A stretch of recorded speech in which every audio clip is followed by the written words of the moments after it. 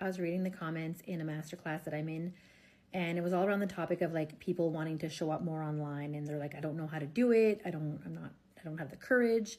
And then someone tagged me and they're like, how do you do it? How do you show up every day?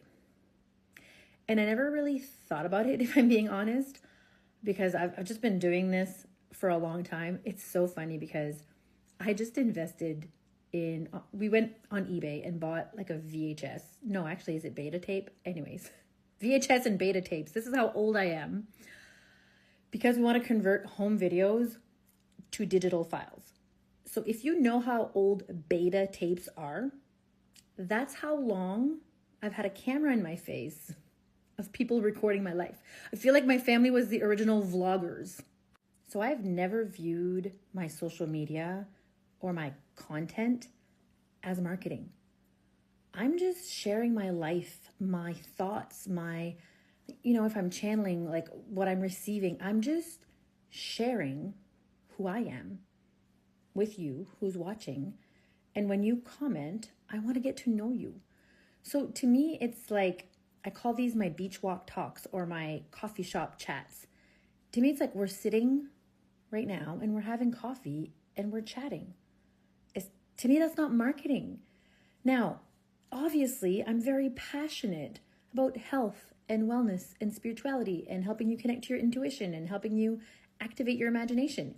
That is quote unquote marketing because it's what I offer as a service. But if I start trying to sell you on that and convince you that that's what you need, it's going to feel gross to you and to me. And to be honest, in the world we're in right now, I think like, how do I do it? It's because I show up imperfect, and I have showed up imperfect for years now. Like if you've been in my world for a long time, if I cared what people thought, which I do deep down, but I would have disappeared. I would have crawled under a rock a long time ago. But you've seen me succeed. You've seen me hit rock bottom. You've seen me find out rock bottom had a basement, and you've seen me rise up again. You've seen me with makeup, without makeup, the glam, the no glam. Like I just show up, and I'm multifaceted. So if you expect to always see the same perfectly polished version of me, or if you've put me on a pedestal thinking like I have my shit together, that's on you. So let yourself show up uncomfortable. And then you show up in life uncomfortable. And that to me is alignment. And while we're on that note, like if you're like me, if someone's content, like let's say a life coach, and every day it's like, coachy, this is what you need to do. Don't tell me what to do. Like I'll unfollow you. Or like if it's an overly like chat GPT generated image, like a poster of an event, and there's like all the, like, I don't even read. I'm scrolling. I don't care. Like, I'm not against AI, but just sometimes can we use your own creativity in your own words? And I had a friend who sent me a message and she's like, I talked to my chat GPT and her advice, like her voice sounds like you, like her words sound like you and her advice sound like you.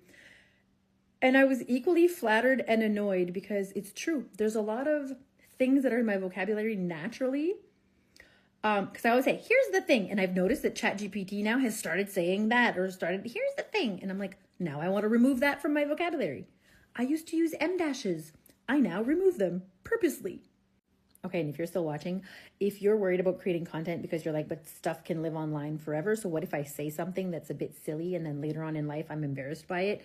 One, the beauty is that you can now delete it. And two, one of the VHS tapes, my boyfriend was watching it with us. I want you to know that we are road tripping across Canada and we're driving through the mountains. And little me very seriously asks my dad, wow, those mountains are beautiful. Hey, Dad, what are mountains made of? Bless his soul. He didn't even flinch, didn't even laugh. He's like, they're made of rocks, Cindy. Rocks.